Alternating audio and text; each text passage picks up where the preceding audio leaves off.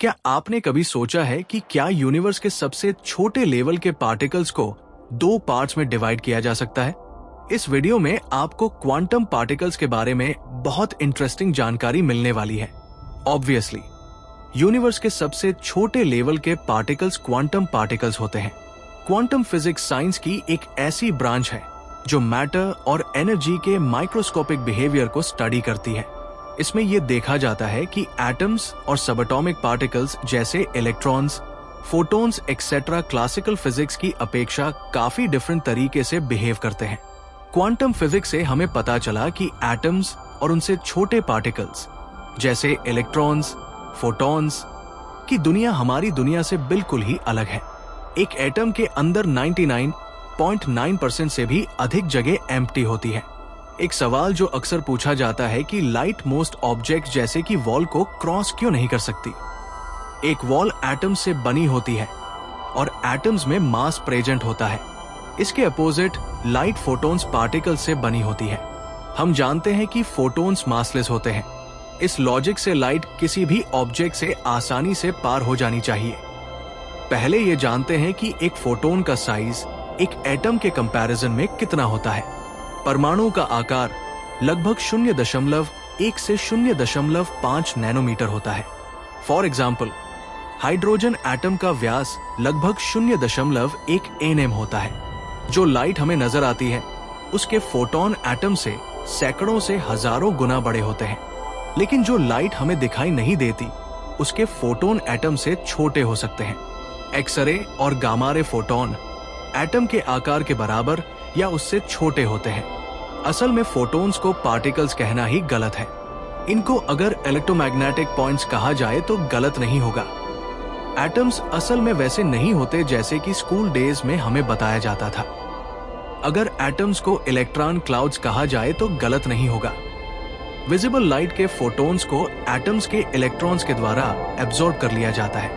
In visible light के photons atom के अंदर न्यूक्लियस तक भी पहुंच जाते हैं। अब आप समझ गए होंगे कि एक्सरे या अल्ट्रासाउंड मशीन से शरीर के अंदर कैसे देखा जा सकता है। विजिबल लाइट किसी सॉलिड सरफेस को क्रॉस नहीं कर सकती। ये पूरी तरह से भी सच नहीं है। ट्रांसपेरेंट ग्लास इस बात की अच्छी एग्जाम्पल है। जब एक विजिबल लाइट का फोटोन ट्रांसपेरेंट ग्लास से गुजरता है तो उसका इंटरैक्शन ग्लास के एटम्स और इलेक्ट्रॉन्स के साथ होता है। पर ग्लास में एक खास बात होती है, उसके एटम्स के इलेक्ट्रॉन्स उस फ्रीक्वेंसी की लाइट को एब्जॉर्ब नहीं करते जो विजिबल लाइट में होती है। इसलिए फोटॉन्स बिना किसी रुकावट के ट्रांसपेरेंट ग्लास को पार कर लेते हैं। लेकिन ऐसा भी नहीं है कि कोई भी क्वांटम पार्टिकल एटम्स को क्रॉस नहीं कर सकता।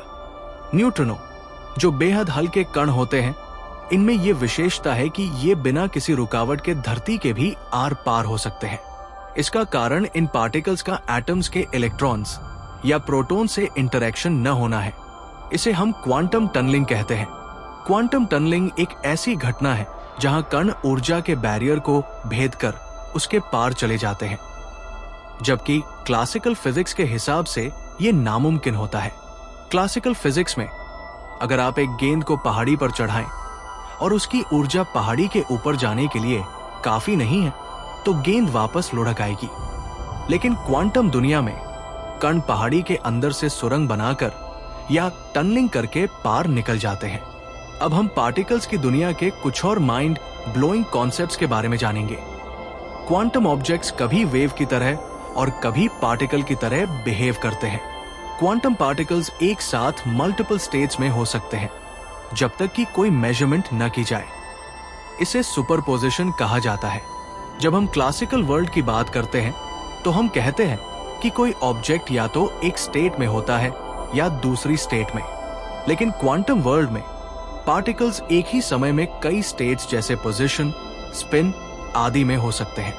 उदाहरण के लिए, एक इलेक्ट्रॉन एक ही समय में कई पोजीशंस पर मौजूद हो सकता है जब तक कि हम उसे मेजर नहीं करते। सुपरपोजिशन को हम प्रोबेबिलिटी वेव्स के रूप में भी समझ सकते हैं।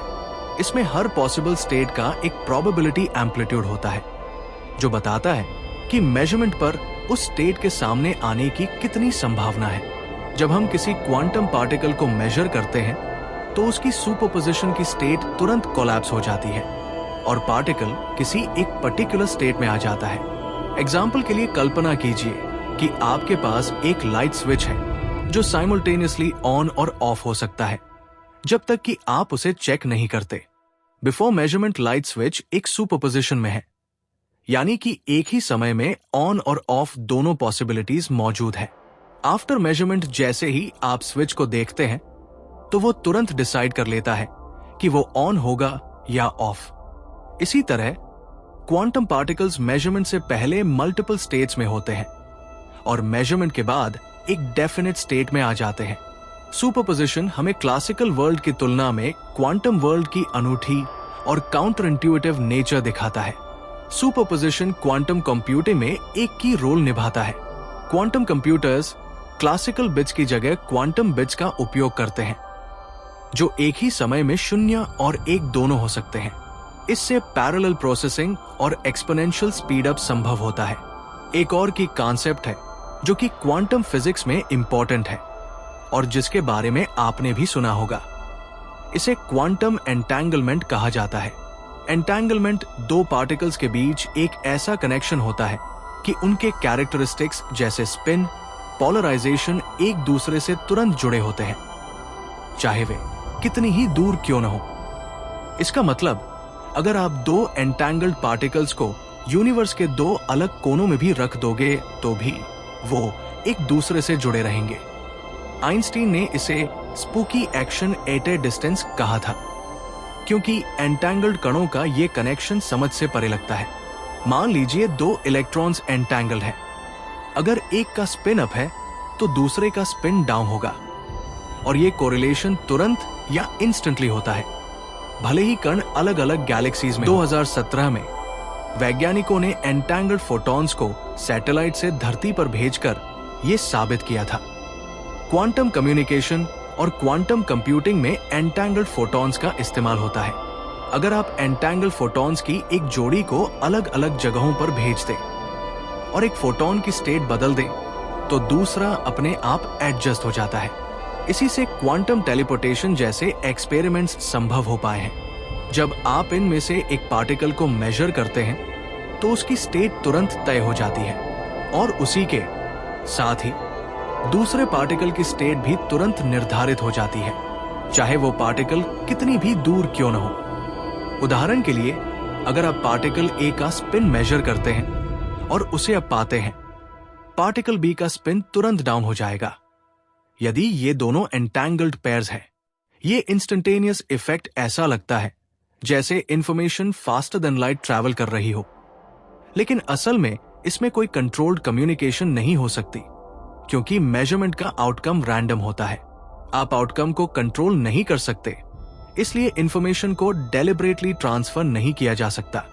कल्पना कीजिए आपके पास दो ग्लव्स हैं और अगर आप इन ग्लव्स को अलग अलग दो जगहों पर भेज देते हैं और जब आप एक बॉक्स खोलते हैं तो आपको पता चलता है कि ग्लव लेफ्ट हैंड का है, तो आपको तुरंत ये पता चल जाता है कि दूसरे बॉक्स में राइट हैंड ग्लव होगा। क्वांटम एंटेंगलमेंट में पार्टिकल की पहचान मेजरमेंट तक निश्चित नहीं होती, लेकिन मेजरमेंट करते ही दोनों ग्लव्स की पहचान तय हो जाती है। क्वांटम एंटेंगलमेंट हमारी क्लासिकल फिजिक्स की समझ को चुनौती देता है। ये दिखाता है कि क्वांटम स्तर पर चीजें क्लासिकल लॉजिक से परे काम कर सकती हैं। अब एक बहुत इंपॉर्टेंट सवाल कि क्या एक क्वांटम पार्टिकल को दो हिस्सों में तोड़ा जा सकता है? साधारण तौर पर क्वांटम पार्टिकल्स जैसे कि इलेक्ट्रॉन्स, क्वार्क्स आदि को एलिमेंट्री पार्टिकल्स माना जाता है, जिसका मतलब है कि वे फंडामेंटल होते हैं और उनका कोई इंटरनल स्ट्रक्चर नहीं होता जिसे फर्दर डिवाइड किया जा सके। इसलिए एक एलिमेंट्री क्वांटम पार्टिकल को 2 पार्ट्स में ब्रेक नहीं किया जा सकता। हालांकि कुछ पार्टिकल्स कॉम्पोजिट होते हैं, जैसे कि प्रोटॉन्स और न्यूट्रॉन्स, जिनमें इंटरनल स्ट्रक्चर होता है। ये क्वार्क्स और ग्लूऑन से मिलकर बने होते हैं। इन कॉम्पोजिट पार्टिकल्स को तोड़ा जा सकता है ताकि उनके अंदर के पार्ट्स जैसे क्वार्क्स को स्टडी किया जा सके, लेकिन एलिमेंट्री पार्टिकल्स खुद फर्दर डिविजिबल नहीं माने जाते। इसलिए करंट साइंटिफिक अंडरस्टैंडिंग के अनुसार फंडामेंटल क्वांटम पार्टिकल्स को 2 हिस्सों में विभाजित करना संभव नहीं है। उम्मीद है कि इस वीडियो से क्वांटम पार्टिकल्स के बारे में आपको कुछ नई जानकारी जरूर मिली होगी।